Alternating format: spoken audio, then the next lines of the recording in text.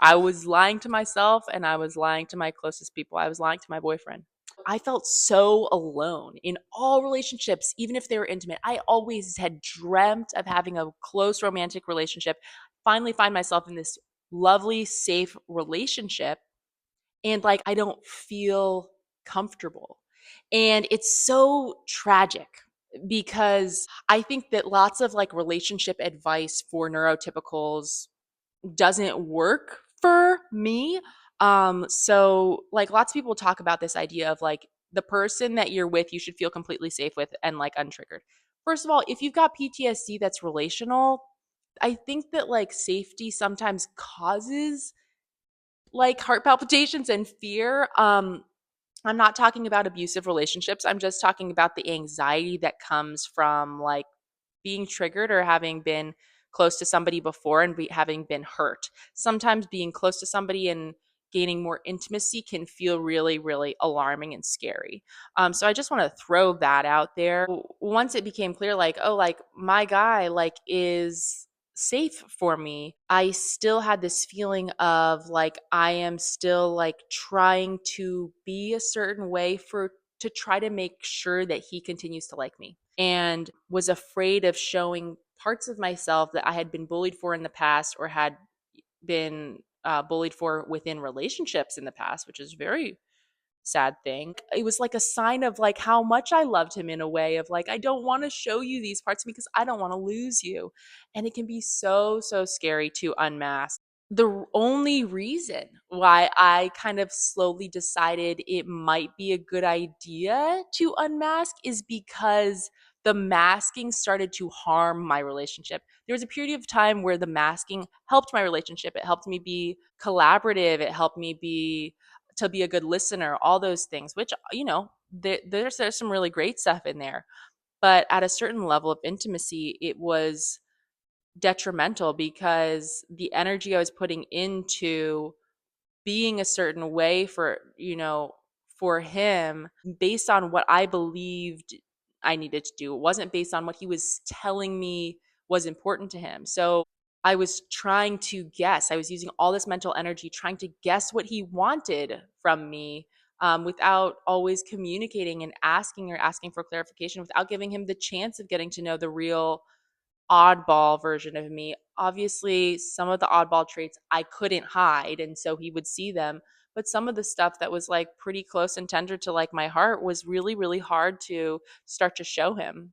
It took a lot of courage to start to show the sides of myself that were really scary to show, like stuff like being like, hey, I'm just feeling really, really overwhelmed today. I actually don't know why. And so I might need to have some like really quiet alone time after work today. And sending that text early in the day so that he knows what to expect. And then we can work with it together rather than, you know, just being in a really bad spot and then hoping and praying that once I come home, he's not going to take it wrong when I'm like super quiet and like awkward. And just like learning about autism and ADHD, I'm like, there's nothing to be ashamed of with having like kind of like heading towards burnout or needing to like calm down and have like sensory deprivation for a while or something like that. There's just no shame in it. I also started doing stuff like saying in an emotional conversation, try to guess what I'm feeling and explain why. But it was literally like intellectualizing and guesswork. Like, I'm like, I probably am feeling this because of this. And I would say it. But now I know that like sometimes I don't know what I'm feeling yet. That's a common autistic trait of like not knowing what you're feeling while it's happening because the sensory information is so intense that it's like I feel like my throat is clogged, I feel like nauseated, I feel like kind of like agitated, like almost like angry. Like a lot of the time I'll feel angry, but the real feeling isn't anger, it's something else. It's like I don't know why I'm feeling angry. I feel angry that I'm feeling this way, but then I find out like, oh, I'm like feeling like I have like there's too much sensory input right now, or I'm feeling like sad about something, or I'm feeling insecure, or actually my feelings were hurt about something. It's like it takes me a little while to get there. So the way I was masking was by acting like I knew what I was feeling and just going running based off of anger. I'm like, I'm angry with you and it's your fault. And even that, like, that's such a horrible way of dealing with things. Like, it's your fault. And now I'm like, oh, it's not your fault. I'm literally just having a sensory overload. What? Or like, I'm really hungry. I know that's such a classic trope. Like, the girl is just hungry, give her a snack, and now she's happy. But yeah, like, sometimes I'm just like, need some food. So it was really, really helpful for me to learn like that I was masking, that I have rejection sensitivity dysphoria. And by letting myself be seen, it can be so scary, it can trigger the rejection sensitivity.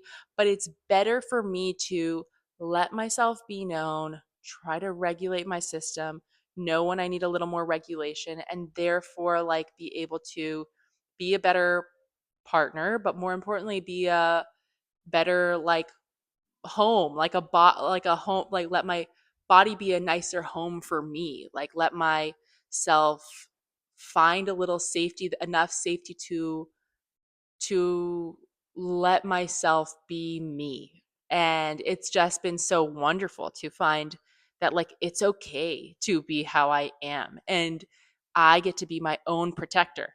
You know, if somebody's not treating me well, not in, my relationship is wonderful, but if somebody's not treating me well, then I can remove myself. And I'm my well-being is more important than pacifying somebody else's opinion of me. So those are some little ways that I knew that I was masking in my own relationship. So if you related to anything about that, just leave me a comment. I'd love to hear about it. If you like this video, hit it with a like, and if you want to hear more, hit the subscribe button. I'll see you soon, and I hope you have a good day.